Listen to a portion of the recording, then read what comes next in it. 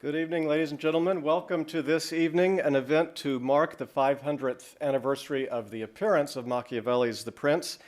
My name is James Johnson. I'm a member of the Department of History. This is the second of three moments the History Department is marking of landmarks in history. We have marked the 50th anniversary of the Cuban Missile Crisis, and later this year we will mark the Martin Luther King speech at the Lincoln Memorial. Tonight we're talking about The Prince. We have invited two guests who are eminently suited to do what we want to do, which is to look at the past in its own terms and to look at the ways the past is still present now. That is Edward Muir, who is one of this country's leading preeminent historians of Renaissance Italy, and Michael Ignatieff, a thinker, a writer, a public figure directly engaged in global affairs and very familiar with electoral politics. The Prince is perhaps the starkest anatomy of power ever written. It follows its declared intent without fear and without hesitation, that is to show rulers how to survive in a world as it is and not in a world as it should be. Its only criterion is success. Goodness, justice, honesty, virtue are valuable only if they help you succeed, and if not, you should neglect them. It is more important to appear good and honest and just than to be so, and one should not hesitate to lie, to deceive, and to do whatever else is necessary to hold power. This is a book that focuses famously on the means of power. People should either be caressed or crushed. If you do them minor damage, they will get their revenge. But if you cripple them, there is nothing they can do. If you need to injure someone, do it in a way that you do not have to fear their vengeance. This is a book that talks about cruelty that is well used and cruelty that is poorly used. This is a book that talks about cultivating an enemy so that you can crush him publicly and therefore intimidate other people. Machiavelli writes, in order to get a secure hold on a new territory, one need merely eliminate the surviving members of the family of the previous rulers. This has been called the first modern book on politics. That is, what underlies human relations is power, that the state and its laws are purely human artifacts made for human ends. It is relentlessly secular. It mentions Moses, and the point is possibly barbed. He is the example of a leader who came to power through his own authority. Machiavelli, depending on your point of view, is either the consummate realist or a cynic. He promises to describe how things are in the real world and, as he writes, not waste time with the discussion of an imaginary world. He writes, anyone who ignores everyday reality in order to live up to an ideal will soon discover that he has been taught how to destroy himself and not how to preserve himself. The book gives a particular view of human nature. Machiavelli writes that humans are ungrateful, fickle, deceptive, avoiders of danger, eager to gain. He says that it is natural and normal to take things that do not belong to you. It sketches a view of how we can and cannot control our fate. Even the best prepared can direct events only half the time. Chance controls the rest, but fortune favors the bold. This is a book with silences. The biggest silence is its lack of all moral evaluation. How do we read it? Do we read it as a manual for success? How do we evaluate its author? According to the effectiveness of his strategies? Or is the author himself implicated morally by writing calmly and without disapproval about the effectiveness of assassination wars of aggression, colonization, and the necessary atrocities. There are other silences in this book. Whether there are moral laws that transcend the naked pursuit of power, or that transcend the laws of any particular states, the status of what we now call universal human rights. Such silences take us from the realm of the city-states of Renaissance Italy to modern global politics. In a book called The Independence of Nations, David Fromkin, who is a member of this university's faculty, invokes Dostoevsky's Ivan Karamazov to describe what he calls the jungle of world politics. Karamazov says, if God does not exist, then anything is permitted. Fromkin picks it up. In these circumstances, people ought to act out of self-interest, even if it leads them to crime. This is a reasonably true definition about states. At their worst, states are beasts that roam the jungle of world politics, killing when they are hungry and obeying no laws but those of their own nature. Where they are concerned, Dostoevsky's terrible words ring true: anything is permitted. To read The Prince today forces us to think about Machiavelli in a global context, about whether rules of ethics apply in the jungle of world politics. It may recall to us the means that Slobodan Milosevic employed in the 1990s in the name of the greater Serbia. Mass murder, deportations, rape as a strategy of war, political assassination. It may also make us question the grounds on which we claim that these are crimes against humanity. Reading The Prince may put us in mind of things done in the name of national security, the invasion of Iraq, waterboarding, collateral damage of drone strikes, targeting terrorists. Readers have asked such questions over the past 500 years in ways that make sense to them. Many knew this author only by his book, and they condemned him accordingly. His effigy was burned by the Jesuits in 1559. The book was put on the index of prohibited books that same year, 1559. It was removed from the index in 1890. The English Cardinal Reginald Pole called The Prince a book written by Satan's hand. In the 20th century, Machiavelli has been called the teacher of evil and associated with the Nazis. But to study Machiavelli in his own time is to give a fuller and possibly different sense of the man. A man raised by people of humble means who valued books, a man who was a voracious reader as a child, a man who wrote that whenever he took a walk, he had a book by Dante or Ovid or Petrarch tucked under his arm, a man who claimed to have imaginary conversations with the ancients at the end of a long day. He was a scholar, a poet, a playwright. He was fiercely loyal to his city of Florence. He was a member of its government for 14 years under the Republic. He was an eloquent defender of an independent and engaged citizenry. Machiavelli signed a letter to his friend Francesco Guicciardini this way: Niccolò Machiavelli, historian, comic author, tragic author. The particular circumstances of his writing The Prince in 1513 may be relevant. The Republic had just fallen. The Medici were about to be restored to power. Machiavelli was suddenly out of a job. He wrote this book, and in the introduction to Lorenzo de' Medici, he offered it as a recommendation. This is the context that has led many readers to study the silences of The Prince, to read between the lines, to ask if there is a deeper message to the book.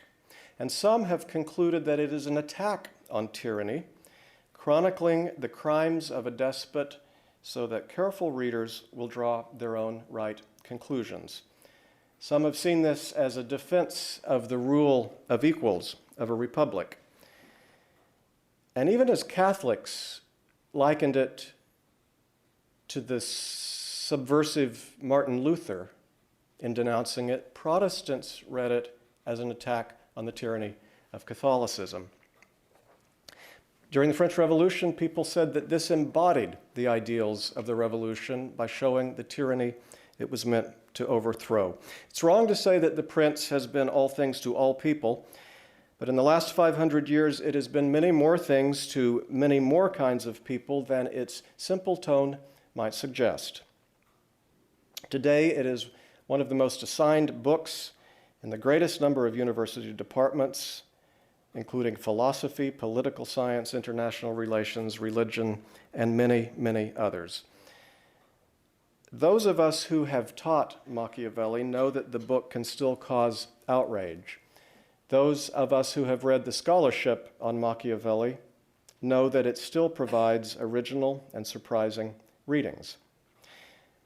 But perhaps the dominant reading of The Prince today is neither outrage nor original insight. Perhaps the dominant reading today is a kind of breezy acceptance, one that skates over any puzzlement or worry. Perhaps it's an attitude in which we flatter ourselves with our sophistication, our worldliness. Perhaps it's an attitude that says, we've seen this before, we're not shocked, we'll just take it in stride and maybe use a few tips along the way if we can. Here are some recent books with Machiavelli in the title. Management in Machiavelli, a prescription for success in your business. The Principessa, Machiavelli for Women. This is from The Dust Jacket, from the wars of intimacy to the battles of public life, whether confronting bosses, competitors, or lovers. The greatest power belongs to the woman who dares to use the subtle weapons that are hers alone. Or Machiavelli for Moms. Maxims on the effective government of children. Even in 2013, or maybe especially in 2013, we should not be complacent about this book. After 500 years, it is still potent. It is still possibly dangerous. It is still rich in its silences. It is still deceptively simple. It is still effective in forcing us to consider questions of right and wrong in the exercise of power, domestically and globally. We are fortunate this evening to have two engaged and thoughtful commentators on this book. The first is Professor Edward Muir. He is among a handful of early modern historians here and abroad who have redefined the field. He is a pioneer in methods of cultural history. He looks at what the details of everyday life tell us about the structures of power and about the nature of hierarchies and about the reach of institutions. Professor Muir combines meticulous and detailed research with a large vision that draws from across the social sciences to look at group behavior, human psychology, and the meaning of ritual. His subjects have included violence, urban ceremonies and festivals, religious nonconformance, theatergoers, and learned societies. Professor Muir is the Van Steeg Professor in the Arts and Sciences at Northwestern University in Chicago. He's been recognized for his teaching by the McCormick Professorship in Teaching Excellence. He's the author of 4 books and numerous articles. He has co-authored or edited another 5 books and the recipient of many prizes, including the American Historical Association's prize for the first best book in history.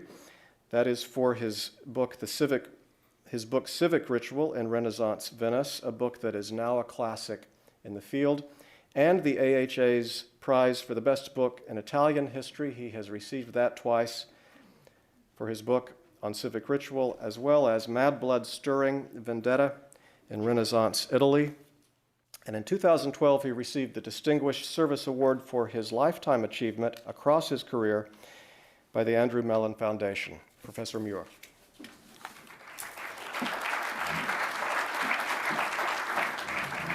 Thank you, Jim. It's a great pleasure to be here and to think and talk about Machiavelli, who, in fact, abbreviated version of his name has been my password for years. I'm not going to tell you exactly what it is, however. When asked to present on this occasion about the Prince, I turned to my bookshelf and I was actually quite surprised. I had far more books on Machiavelli than on any other subject, and certainly on any other person. And I'd never really systematically attempted to collect on Machiavelli. It's just that when you're a college professor, people send you books and give them to you, and there's an enormous number. Let me just read a few titles. You've heard some already.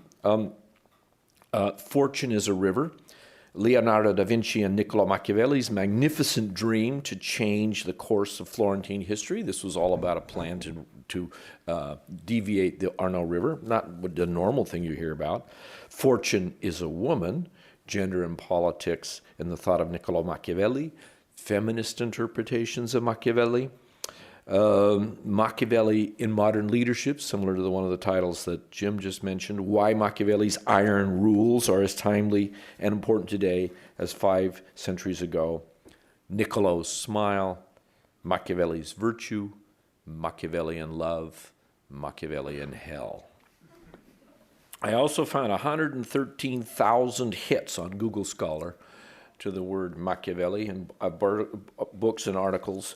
And that, of course, leaves out many things in foreign languages, which presents us with such a difficult problem of how do we make sense of a man who wrote a deceptively simple book that has been interpreted in so many different ways.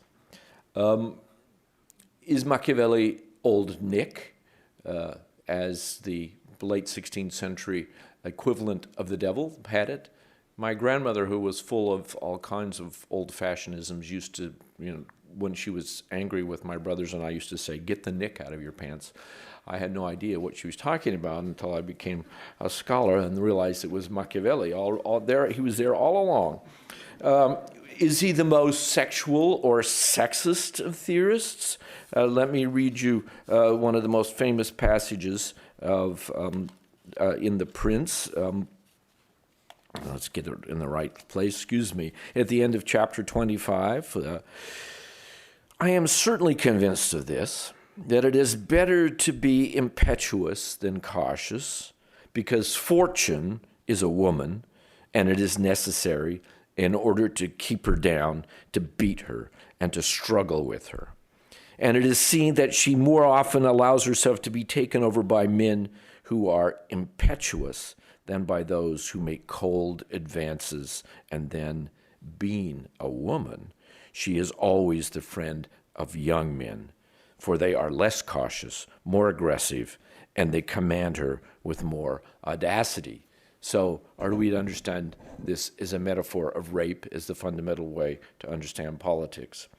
Or is he, in fact, as I think most of my colleagues who specialize in Italian Renaissance history would say, is in fact a dedicated Republican, a dedicated a believer in not what we would call democracy, certainly, but in the liberty of a citizenry to exercise its own individual and collective will. And that's basically what I want to argue tonight. And I'll try and prove that in a few ways here. First, let me put it in a broader context, and I'm going to borrow in this context from the late William Bousma, a historian of Renaissance thought, who understood Renaissance republicanism, and in fact the Renaissance itself, as a manifestation of one side of a radical dichotomy. And I'm quoting from him. To put the matter briefly, it is that between the 13th and 17th centuries, Western Europeans, and perhaps Italians most directly and vividly, were torn between two largely antithetical modes of perceiving reality, end of quote. Both modes employed the word res publica, or republic, the commonweal. One was the res publica Christiana, that universal community of a divinely created hierarchic order embodied in the Roman Catholic Church and headed by the Pope. And the other was civic republicanism, the particular manifestation of a political order in a particular time and place, which was embodied typically in the statutes and customs of local regimes, what we might now call constitutions.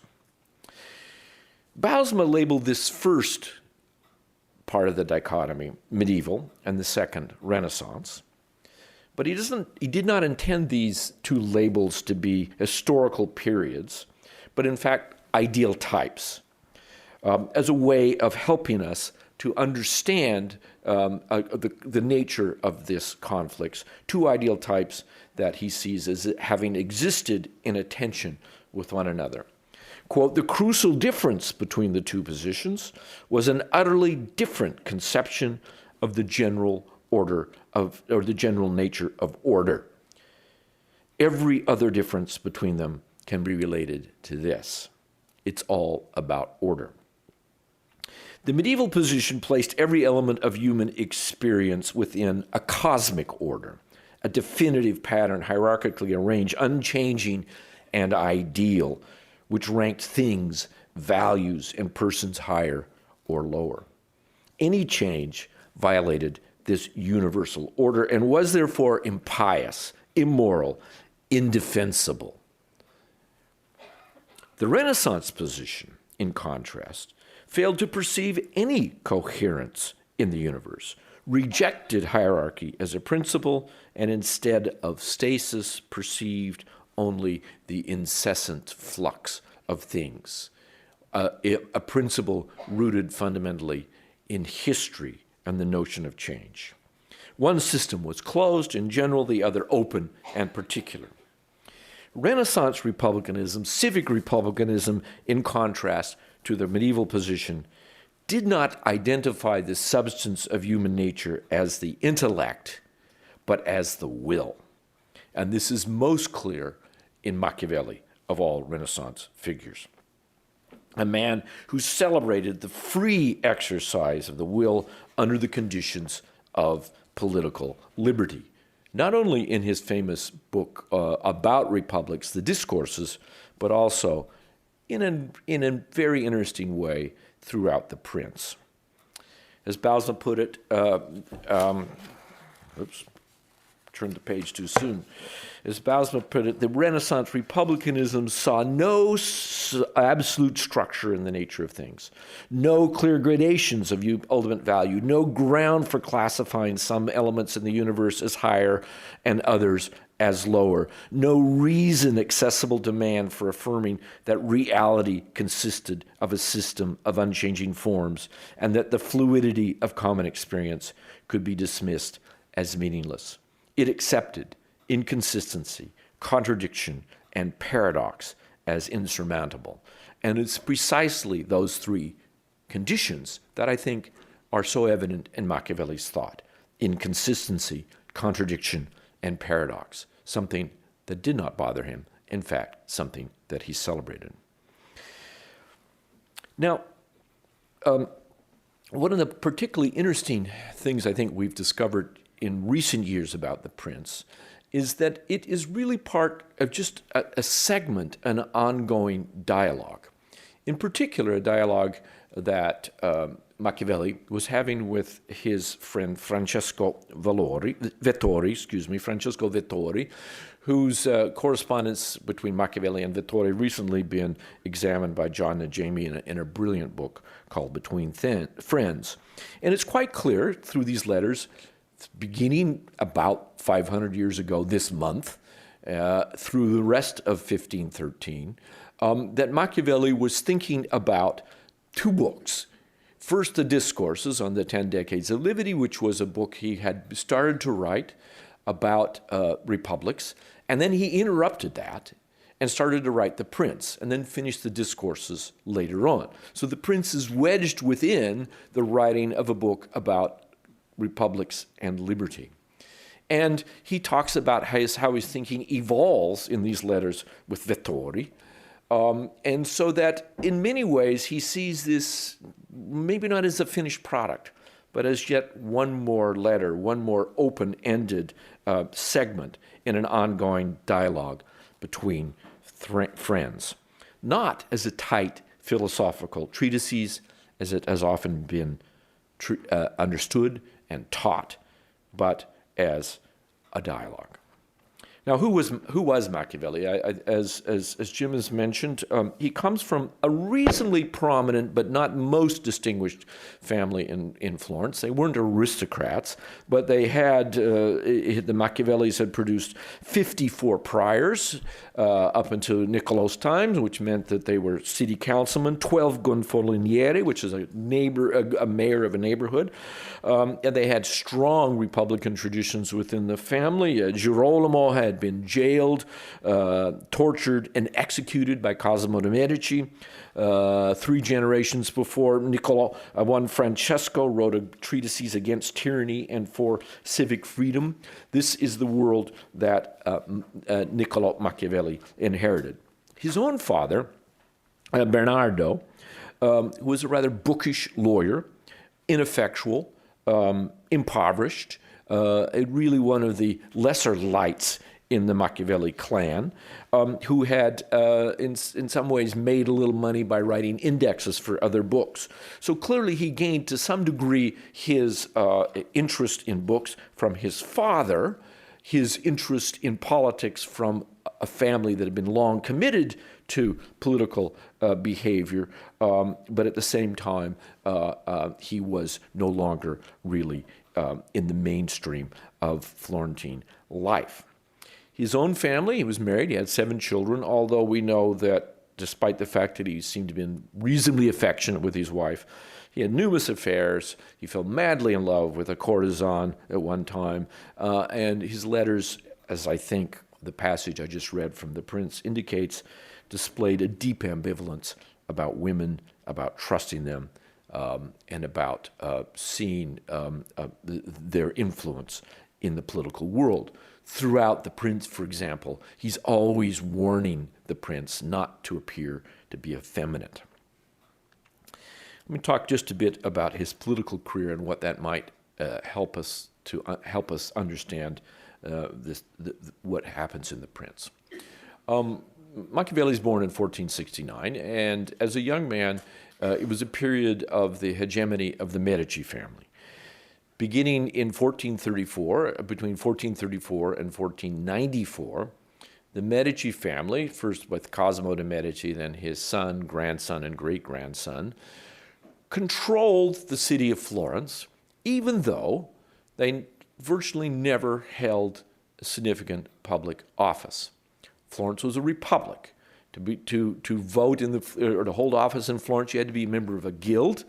The formal country aristocrats had been exiled way back in the 1290s.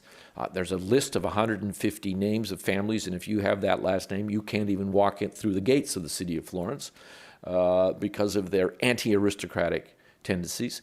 But by the middle of the 15th century, rich bankers such as the Medici were able to subvert that republic and to control everything from behind the scenes. So that when foreign diplomats came to Florence in the 1430s and 40s and 50s, they would go to the town hall, the Piazza della Signoria, present their credentials, and then get out of there as fast as they can, walk down the street, and go over to the Medici Palace, where the real work took place.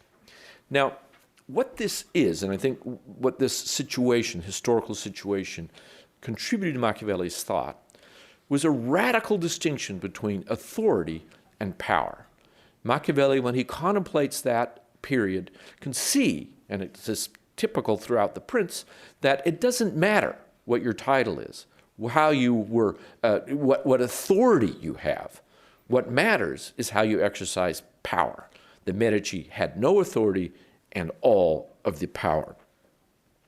1494, they blew it. They failed to protect Florence from invasion of the French, are exiled and are replaced by a charismatic prophet, Fra Girolamo Savonarola, who becomes a kind of an ecclesiastical dictator, also from behind the scenes. He's controlling things from the pulpit, There's still elections. It's still a republic officially. But Machiavelli saw him as shifty, as a liar, as irrational. And the experience of Savonarola, I think, for Machiavelli and his generation was really the formative experience for him. It was, for his generation, much perhaps as the Vietnam War was for the baby boomer generation in this country, as perhaps 9/11 is for my own students.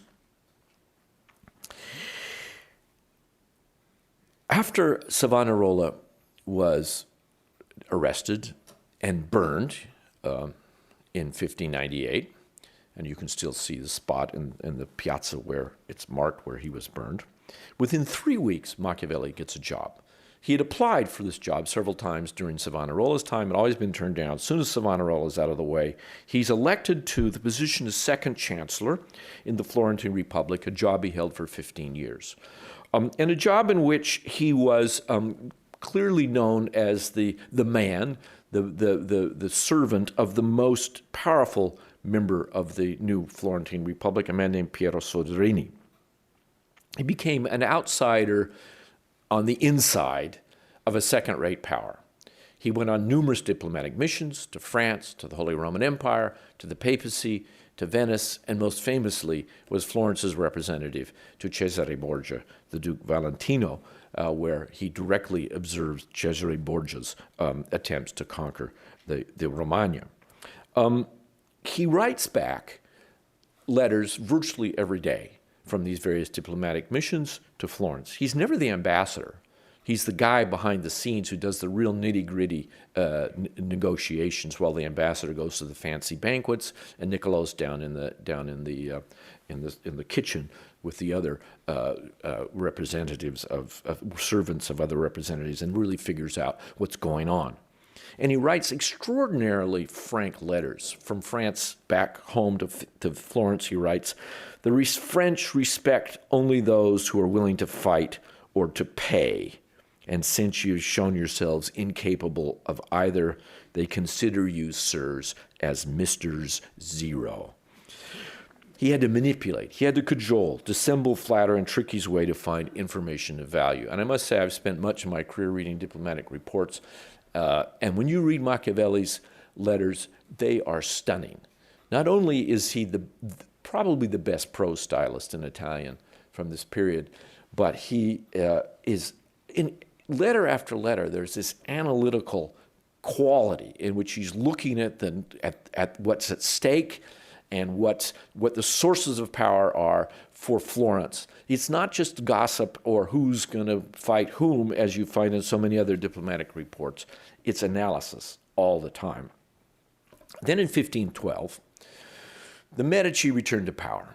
The Republic is overthrown. This time they don't even bother with the charade of elections. They just become, in effect, dictators of the city of Florence. Machiavelli loses his job. He's accused of a conspiracy against the Medici. His name is found on a list of potential conspirators. He's arrested. He's tortured, but eventually released, and retires to his farm in Sant'Andrea in Percusina, where you can go today, see the house, and see the tavern across the street where he hung out. And it is there that his literary career takes off. He writes perhaps the two greatest Renaissance comedies, of course, The Prince and the Discourses, Histories of Florence, numerous other works. But he found this prospect, especially in the first year, the year he's writing The Prince of 1513, deeply depressing. I feel useless to myself, to my relatives, to my friends. And it is that depressed state that he describes his writing of The Prince to his old friend, Francesco Vettori. It's probably the most famous letter written in the Renaissance. It is a letter in which he talks about his day of collecting wood to sell back to his old friends in Florence and how they cheat him, about catching birds to feed his family, how he spends the afternoon with an innkeeper, a butcher, a miller, and two bakers gambling, and they fight over their bets and over their wagers. And then at the end of the evening, this famous passage about him returning home. When evening comes, I return to my home, and I go into my study, and on the threshold, I take off my everyday clothes, which are covered with mud and mire, and I put on regal and curial robes. I've always assumed these were his old robes of office. And dressed in a more appropriate manner, I enter into the ancient courts of ancient men and am welcomed by them kindly.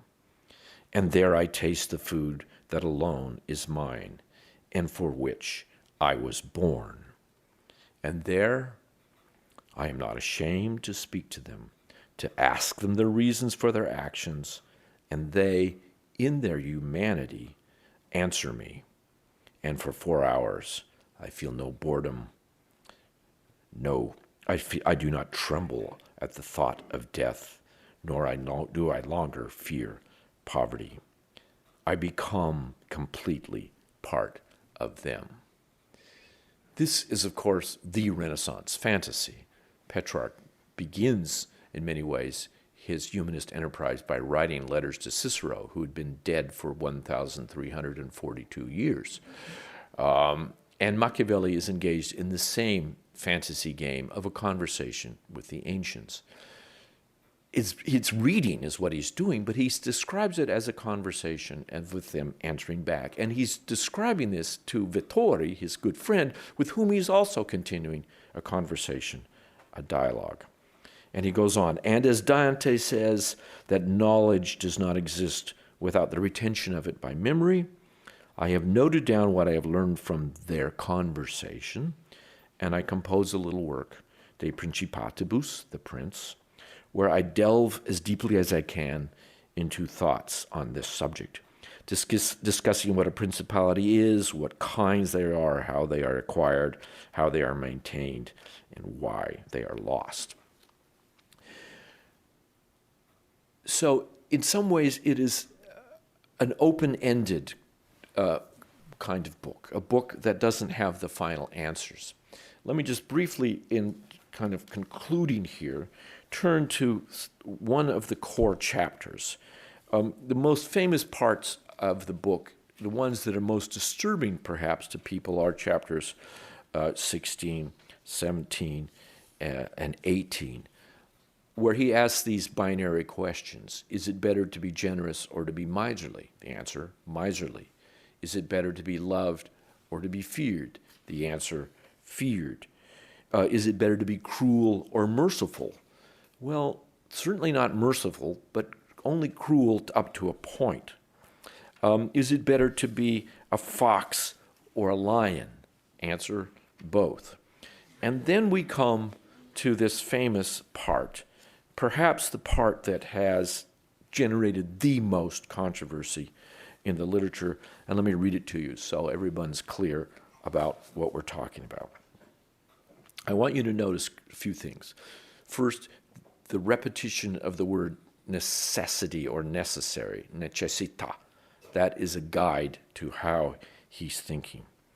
Therefore, it is not necessary for a prince to have all of the above-mentioned qualities, these are the virtues, but it is very necessary for him to appear to have them.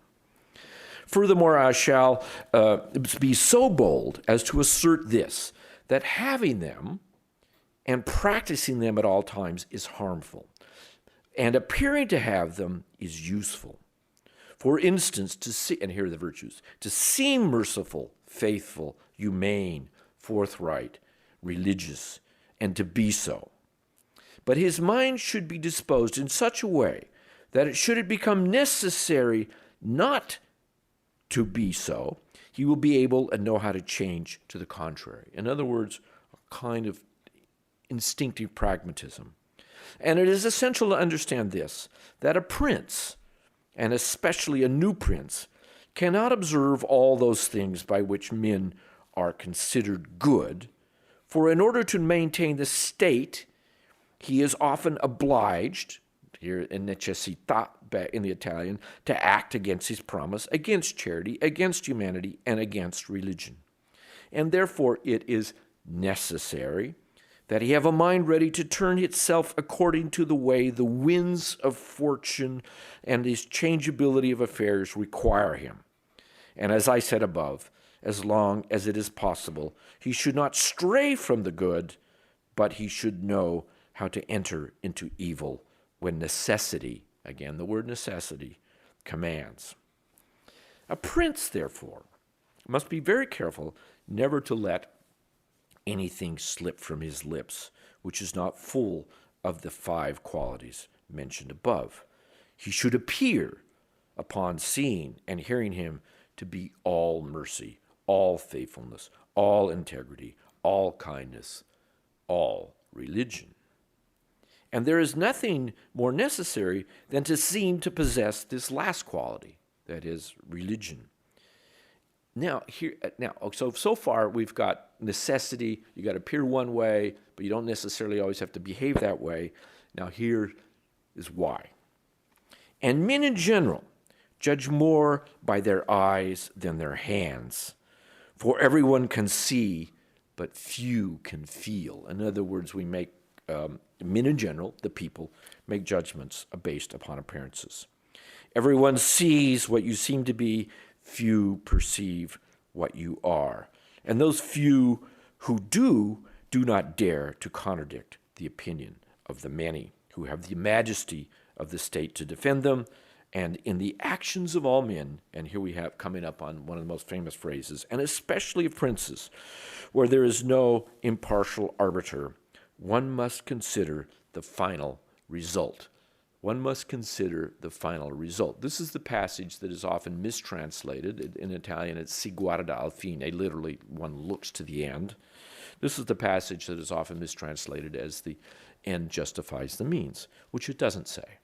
There's nothing about justification here. But what the whole paragraph, 2 paragraphs are about necessity. Let a prince, therefore, act to seize and to maintain the state. His methods will always be judged honorable, and this is what the necessity is, to maintain the state, will always be judged honorable and will be praised by all. For ordinary people are always deceived by appearances and by the outcome of things. And in the world there is nothing but ordinary people, and there is no room for the few, while the many have a place to lean on. Now, let me just finally say that this passage, which seems to be so condescending to the many, to the impoverished masses, is in fact a rather strange comparison to what happens throughout the rest of the Prince and in the discourses. Because you have to, in the end, ask, where does power come from?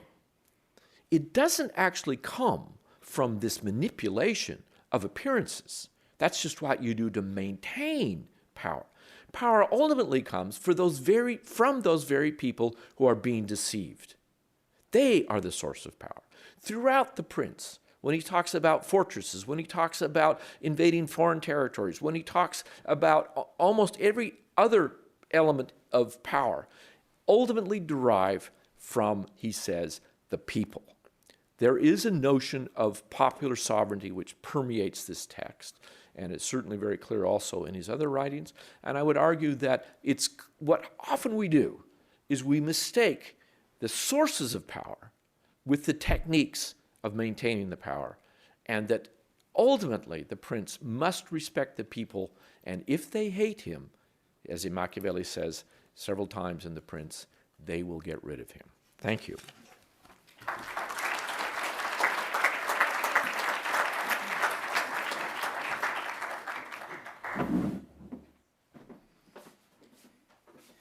Questions of power and justice are at the center of Michael Ignatieff's work as print and broadcast journalist, as scholar, as novelist, teacher, and public official.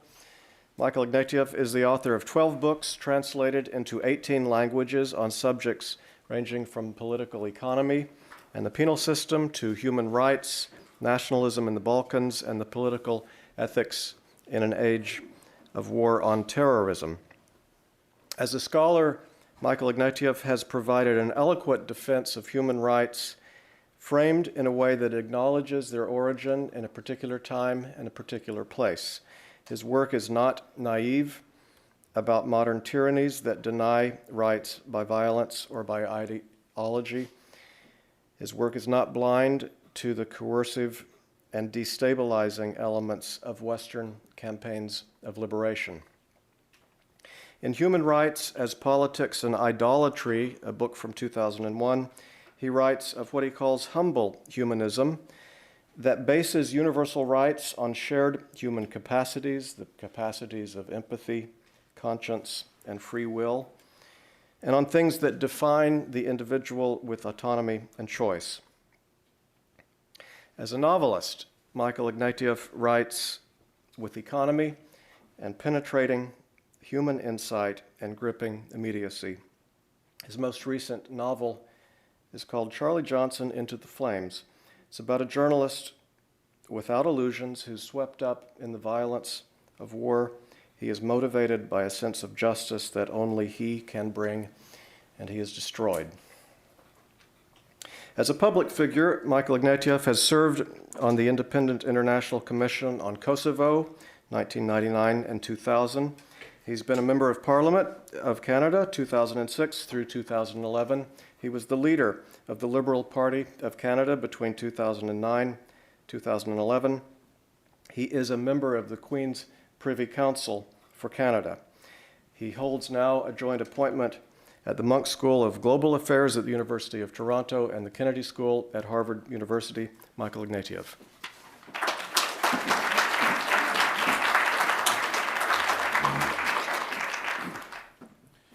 It's an enormous pleasure to be here. In the far-off days when I was still an honest man, I got a PhD in history, and it was kind of wonderful to listen to historians again and hear what only historians can do, which is to take a text like The Prince and begin to understand all the human conditions, the historical conditions in which it became possible. And I hope, having heard this from both of you, such a fine description, first of the Renaissance context and then the sense of his afterlife, the two of you have given me a place to talk about the role of Machiavelli and his relevance. If you've ever done politics, I thought that would be an interesting thing to do. What is it about a book written in 1513 that seems so stingingly relevant when you actually throw your hat into the political ring? What is it about this book, more than almost any other book that we teach, that seems to give a politician lessons he can't afford not to listen to? I'm going to surprise you by not talking about exactly the famous chapters about dissembling, about appearing, about lying, all the standard areas in which Machiavelli appears to have such shocking relevance to contemporary politics. I'm going to talk about one word in Machiavelli, and that's Fortuna. Because I have to say, when I was in politics, it was the first time I understood exactly what he meant by Fortuna.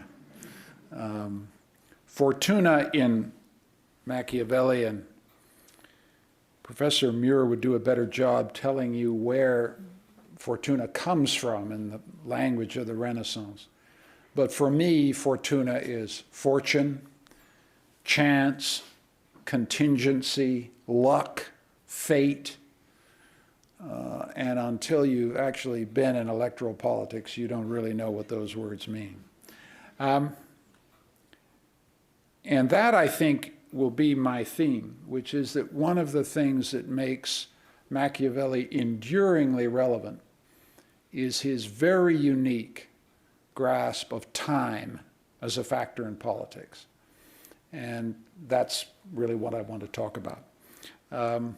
One of the most famous remarks about time in politics was made by a British Prime Minister. You probably know this one, but it's one of my favorite stories about politics. They asked Harold Macmillan, who was a British prime minister between 1959 and the early 60s, what was the toughest thing about being a prime minister?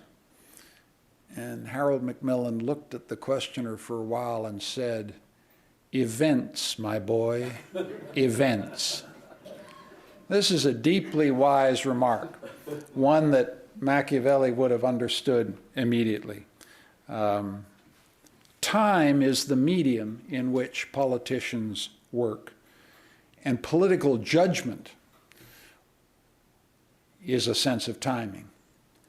The unique and specific genius of a great politician is a sense of when the time is ripe and when the time is not ripe, when an idea's time has come and when an idea's time has gone. And of all the theorists of politics, I think Machiavelli is the one who understands that most deeply. And this deep understanding of time comes through famously in chapter 25. You took us through 17, 18, 19, and 20, and my heart was in my mouth. I thought Professor Muir was going to do chapter 25, and then I'd have nothing to say. But in chapter 25, there's a wonderful long passage about Fortuna, which many of you will know, and I will read a little bit from it. I compare her to one of those torrential rivers that when they get angry break their banks, knock down trees and buildings, strip the soil from one place and deposit it somewhere else. Everyone flees before them. Everyone gives way in the face of their onrush. Nobody can resist them at any point. But although they are so powerful, this does not mean men, when the waters recede, cannot make repairs and build banks and barriers. So you have this famous image of the Arno breaking its banks, that fortune breaks, is like a violent river, an act of nature. Men plan, men dispose, men and women build their habitations, and fortune breaks through and breaks apart the preventive structures, the institutions that men create to master time. But notice, there are two images at work here. First of all, Fortuna is like the Arno flood.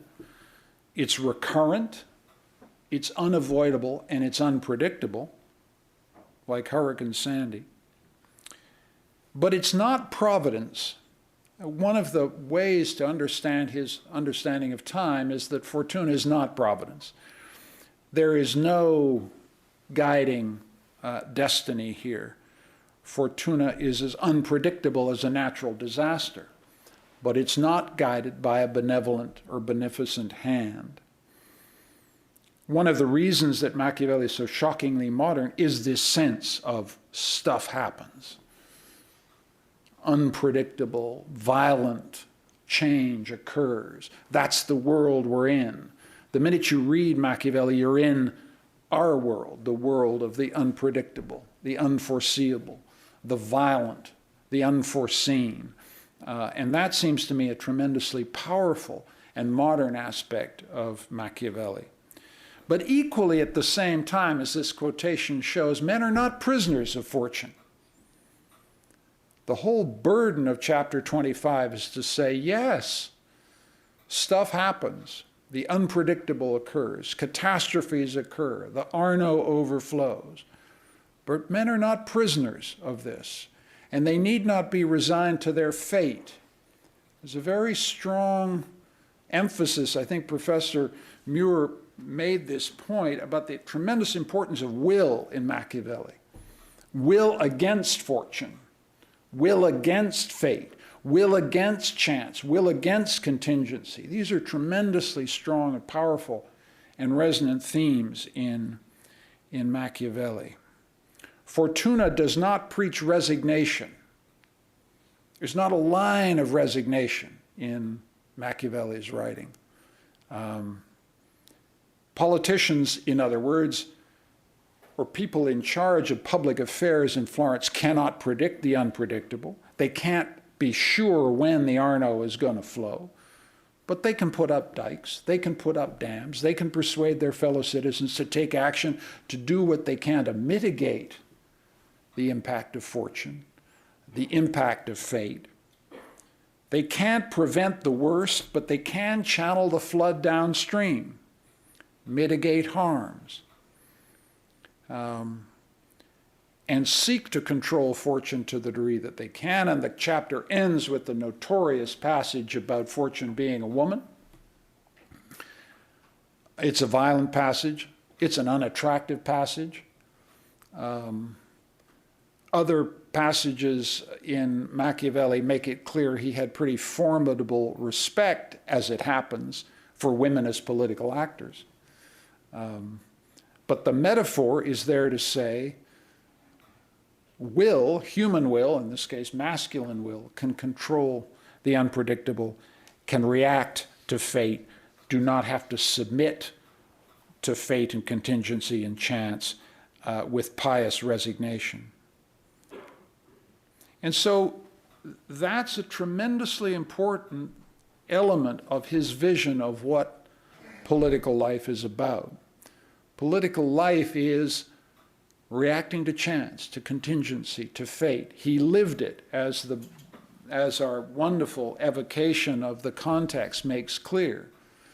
He's in power from, 1498 to 1512, and suddenly, kaboom, he's in jail, he's being hung up, he's being tortured.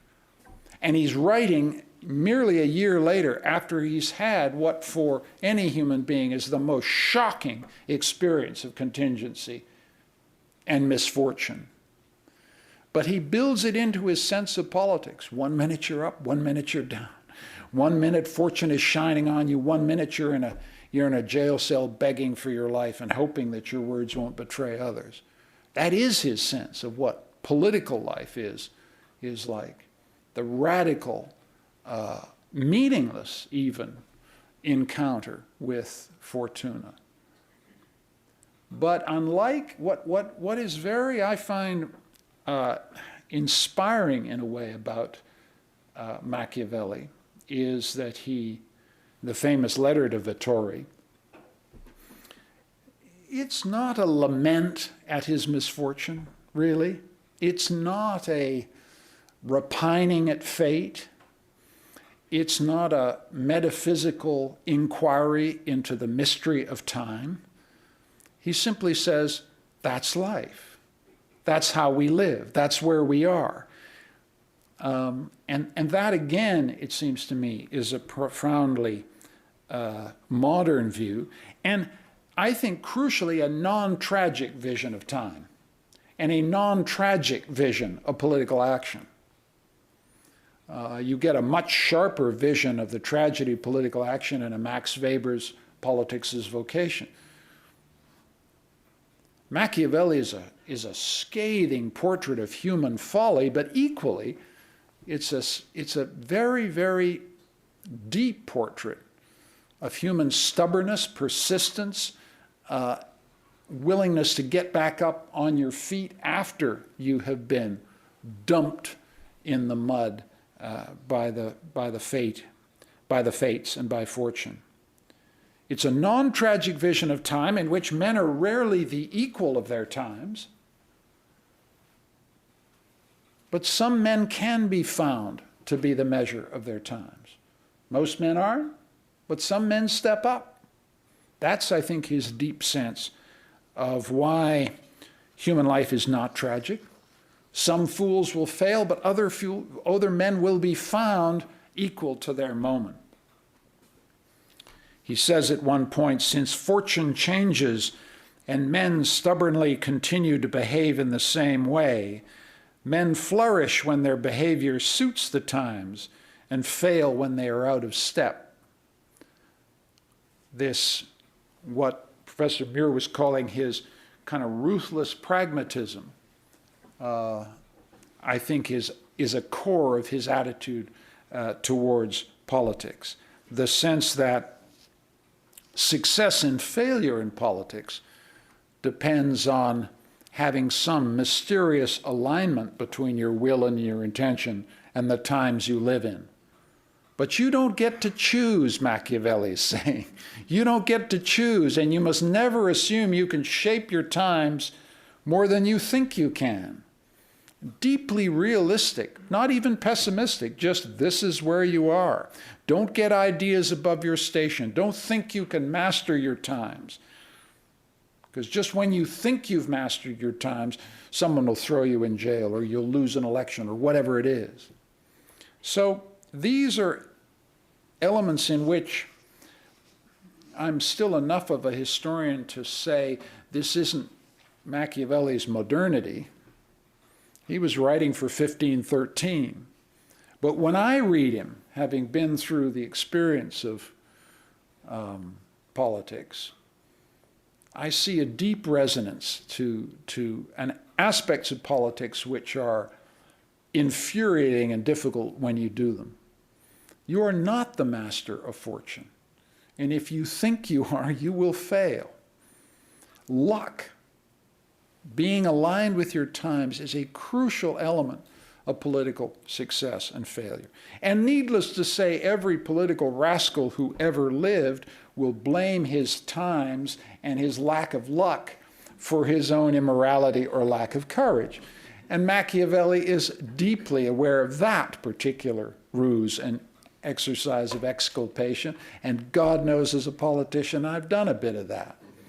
But you can't hide from Niccolo. That's the great thing about that book. You cannot hide from this cynical, and it is cynical, deeply realistic sense of what human beings are like and what political action is like. Let me move towards a conclusion. Other things that I pick up from Machiavelli that connect to this sense of Fortuna. Deep sense throughout the book that politics is local. Yes, it is true, he's writing in dialogue with Livy. He's in dialogue with the ancients. He has a strong desire to produce some propositional meanings about politics that will endure. But if you look at the text of the Prince, it's constantly, this is what Soderini got right, this is what Borgia got wrong. He could be talking about the Senate of the United States. It's all local. It worked in Wyoming, it will not work in Oklahoma. It worked in Siena, it was terrible in Florence. That incredibly dense sense of context is an important lesson in itself about how to understand politics. Machiavelli is saying, don't over-theorize here. All politics is local. The traditions, the meanings that drive and move political action are contextual to cities, contextual to Mantua, contextual to Siena, contextual to Lucca, contextual to Rome. Another thing that's so powerful in Machiavelli is politics as character. Outcomes depend tremendously on what kind of person Cesare Borgia is, what kind of person Soderini was, what kind of person Savrano, the friar, was. That deep sense of the driving factor of character is important. And politics, as I said earlier, is timing. A sense in Machiavelli that you get everywhere, that ideas are interesting, yeah. But a politician's job has nothing to do with ideas. It has to decide whether an idea has come or whether an idea has gone, whether the moment is right, the sense of the moment, the sense of the decisive moment. Why Machiavelli is so inextinguishable as a source of political inspiration is this emphasis on the contextual, the local, the moment, seizing the moment, losing the moment, being fortune's friend or being on the wrong side of fortune.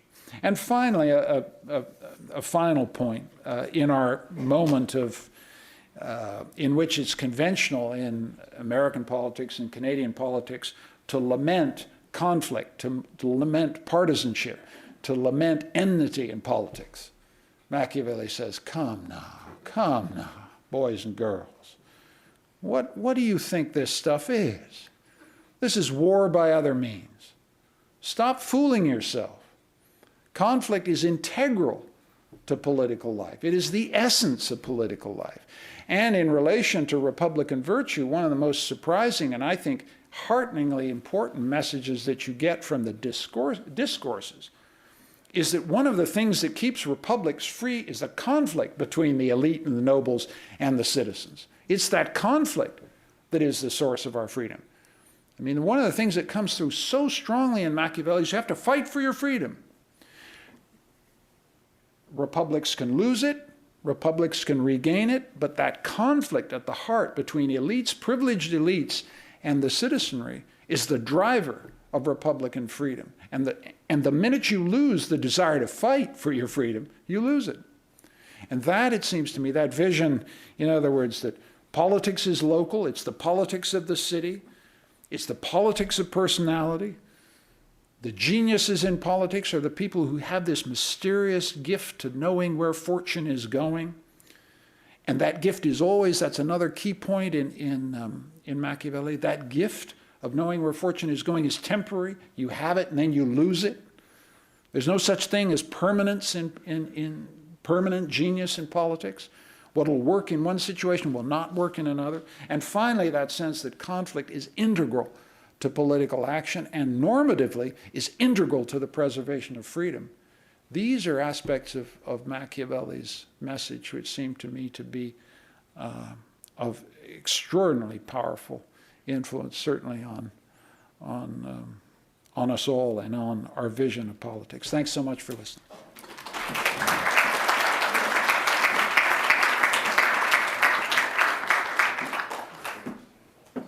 Thank you both very much. We have time for some questions, and I've been asked to say that you should hold your question until you're holding the microphone. So, yes, question right here. Hi, my question is for our second speaker. I really appreciate your emphasis on Fortuna. I think this is an integral part of Machiavelli's works, both in The Prince and the Discourses on Livy. But I think that the talk that you've given doesn't express the central concern Machiavelli has with fortune, specifically that fortune is a problem not because of the events politically that it causes. It seems that through prudence, when we are armed with prudence and with arms, we can actually stem the tide of those political events. The problem seems to be death, fortune in terms of death and illness that we cannot prevent when it is we're going to die. Given that we can't prevent those things, I think perhaps we're a little bit misguided in saying that Machiavelli's picture of politics is one where we might have some hope. In fact, in both the Discourses on Livy and in The Prince, it seems like given that politics is made up of men and men are subject to the whims of fortune, there's no way we can overcome them, that those political regimes, no matter how well thought out they are ultimately going to die as well. What do you think we can do with our understanding of fortune, of events, and do you think that there's something we can do with his picture of death based upon your talk with events? That's a very powerful reading, and it's very good to put the emphasis on death. I mean, it's very present in Machiavelli. But I think you should ask yourself why he would bother to write The Prince and the Discourses if he believed what you think he believes. That is, I think he wrote these books because he believed that prudence armed with certain kinds of knowledge might be able, in certain cases, to forestall what you rightly describe as something he was worried about, the inevitable decline and corruption of republics. I didn't, in the course of what I said, talk about corruption, but a key element of Machiavelli's sense of time is this sense of the inevitable corruption of virtue, the corruption of the republic. This is an old theme. A way to organize your understanding of time is to sense that all republics are threatened with corruption. But I come away with I guess a more optimistic reading of Machiavelli. God knows it's difficult to find consolation in his icy pages. But a sense that passage from chapter 25, you can't stop the river overflowing, but you can dam the banks. And that, I think, is crucial to his sense of being able to resist corruption, resist decline, the emphasis, you use the right word, prudence, the use of prudence. He writes these books because he wants to strengthen the arms of prudence. I don't know whether... No, I think that's right. I mean, the person who dies is Cesare Borgia. That's the classic example. You know, he does everything right. I mean, he follows all the rules, and he dies. And so he loses in that sense. But I think Michael is exactly right. You don't write a book that has no utility, that has no use for you or others. And I think he's really thinking about a very practical set of things you can do short of that. Before we die, let's see what we can do. Yes.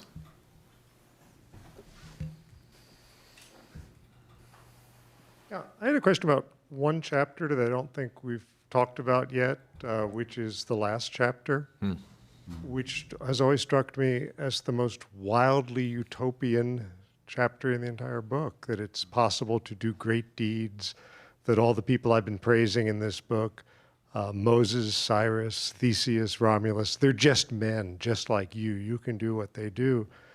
And the fact that they face really horrible, difficult situations, well, that just lets you display, and then the one word we haven't talked about, your virtu. You can then perform these virtuoso acts. So maybe we could talk a little bit about what virtu means for him, because it seems like it's absolutely crucial to lots of what's going on in the book. You want to talk about it a moment? Well, the chapter 26, the chapter you're talking about, was probably tacked on later. So it would have ended with Fortune as a Woman passage. It was originally dedicated to Giuliano, who dies. Bad fortune for him. He has to change the dedication to his other Medici prince, Lorenzo. It said apparently at that time he adds that chapter and calls on Lorenzo to drive out the barbarians. Is basically, it's a clarion call to arms, to liberate Italy from foreign domination. And it has that kind of, optimism about it. But the opposite, obviously, throughout the Prince, the force that you have to deal with fortune is virtue, or virtu. Fortune is a goddess, and also gendered Fortuna, feminine, so she is a woman. She's a goddess. And the opposite is a masculine principle, virtu, that Machiavelli, I think, understands as, not in the Christian sense, but in the sense of the attributes of a Roman warrior. So that, and that certainly fits with the passage we've been talking about at the end of chapter 25 about the rape metaphor, the audacious young man. So virtu, which again we can understand in a variety of different ways, your own understanding of your own talents, your capacity to act boldly, courageously, and with some degree of foresight, to the degree which you can, is the only thing you've got to deal with this capricious fortune. And it permeates the text, so that there's really this Machiavelli is always about twos. Everything's about twos. And these are the two mechanisms of history, virtu and fortuna. Another question? Yes. I have a question, I think, for Professor Muir. I've always been interested, mainly because Aristotle gives the same kind of advice to the tyrant, what it means when Machiavelli advises a prince to cultivate the appearances of, for example, mercy. And I think this is in keeping with your thesis, because it seems to me, and this is really a question, that when a political figure cultivates appearances, they also have a kind of reality. I mean, it can simply be words, I suppose, but what would it be to appear to be merciful, except in some public way to be merciful, at least in some particular acts? Indeed. So I'm not sure if I'm formulating my question quite sharply enough, but I was just wondering what you take that notion of the political leader appearing. Does it also not imply a kind of political reality? It's a way of creating a reality, I think. The way I would think about it and the way I teach it is to compare the prince on this set of passages with the cortigiano, of Castiglione, the contemporary text, which deals with how the courtiers of the prince should behave, in which there is clearly articulated a codes of behavior, at the core of which is this word, this famous word that Castiglione coins called sprezzatura, and another one, disinvoltura. Sprezzatura means panache, nonchalance, but disinvoltura is particularly interesting because this is, in order to be an effective person in public, you have to behave in a certain way. You have to behave according to the accepted social norms of that community. But disinvoltura, volto is your face. Involtura would be looking behind your face, so that would be introspective. But disinvoltura is not being introspective. In other words, to go back to Machiavelli's passage that I read you, most people see with their eyes and few feel with their hands. You don't look behind your own mask to the point that that becomes who you are. So that you, and in fact, we think about social behavior for a few minutes, and we all know that from childhood on, we're trained not to express our emotions fully and directly all the time. Otherwise, society would be in chaos. And in some sense, that's what's going on here, that you have to maintain a certain kind of demeanor in order to be the prince. And I think that's what's going on. So, but by the late 16th century, this phenomenon becomes so widespread that there's treatises after treatises on, and again, a lovely oxymoron, honest dissimulation. How can you honestly appear to be something that you're not? And that's exactly what's going on here, it seems to me. Question at the very back. This is the first speaker. Forgive me, I don't know your name, but you had mentioned his praise for Moses as being a founder, and I recall that he just praised Moses for being a founder of his own power and such. Except, I'm very confused by the fact that Moses, of all the founders that he kind of looks up to, quite literally had the wrath of God on his side, and if left to his own devices, arguably would have been a shepherd. So I don't know if you could expand on Right, I guess the point... that confusion I hold. So. It's a good question. I think I wondered if the point was barbed, which is to say that we would have that reaction when we think about Moses, the reaction you described, this is a man of God. Machiavelli singles him out to be an example of someone who is a self-made man, and it could be just a little way of saying this has nothing to do with higher powers. This is resolutely secular. It's part of this separation of the world of politics and humans from the divine world. You had the right response. I think that's what he wants us to say. I would add that the other thing about Moses is actually quoted in Machiavelli a lot. All throughout his text, Moses is all over the place. And he's quoted in the context usually, most commonly in the context of as a lawgiver. So that he's along with Solon and Lycurgus.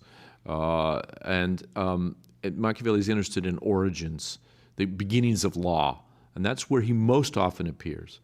The book by Sebastian de Grazia called Machiavelli in Hell is about Machiavelli's reading of the Bible, and it's quite an interesting book. He's a much more astute student of the Bible than we would think from those passages in The Prince. What else? We have time for another question? Yes.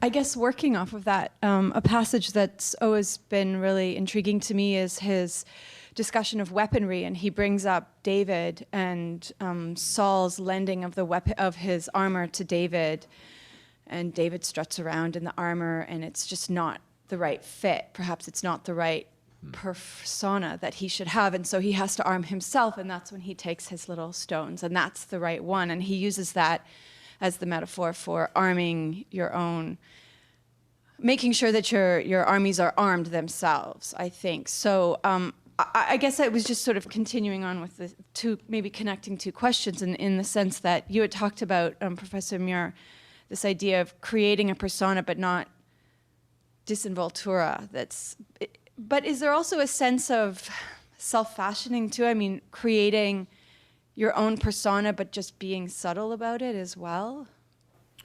Well, I mean, the first goal is to do it in such a way that it doesn't appear like you're doing it. That's what sprezzatura means, literally. It means doing something which is cultivated and unnatural and making it appear natural. And that's a spectrum. As you're suggesting here, it's a spectrum. What I'm suggesting is that you really do it well, you lose a sense of your performing. For those of us of a certain age, we'll remember the advertisements about Michael Jordan, be like Mike. And of course, when Michael Jordan made a jump shot, it seemed miraculous.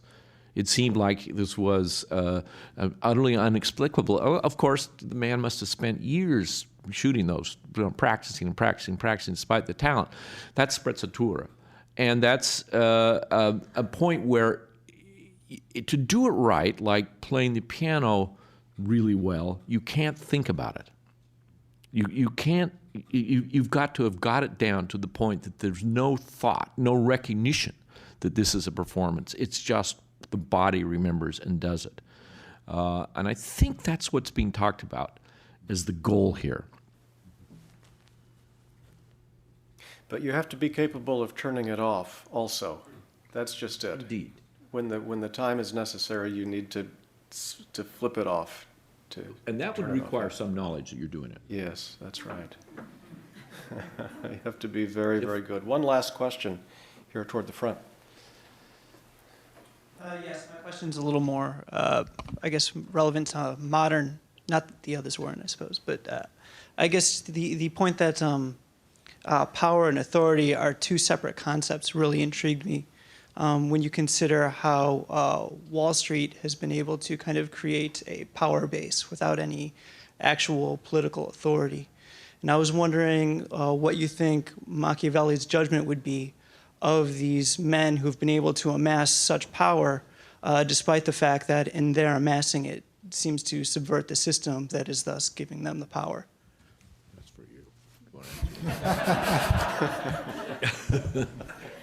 This just got handed to me. I recall something I said at the end of my talk, which was that one of the very startling aspects of Machiavelli's political sociology of republics is his awareness that inequalities of wealth are a source of corruption and a threat to the survival of republics, that rich elites are habitually subversive of democratic liberty. He has a very startlingly disabused or disenchanted view of wealth and magnificence, so that in the Machiavellian sociology of wealth, there's no authority that comes with wealth by itself. It's just another form of power. Yeah. And that's a different view of wealth than you get in other sociologies of wealth and power in the same period. I think that's what I would say. I would not venture into Wall Street, but I think that what you can take from Machiavelli is he isn't impressed.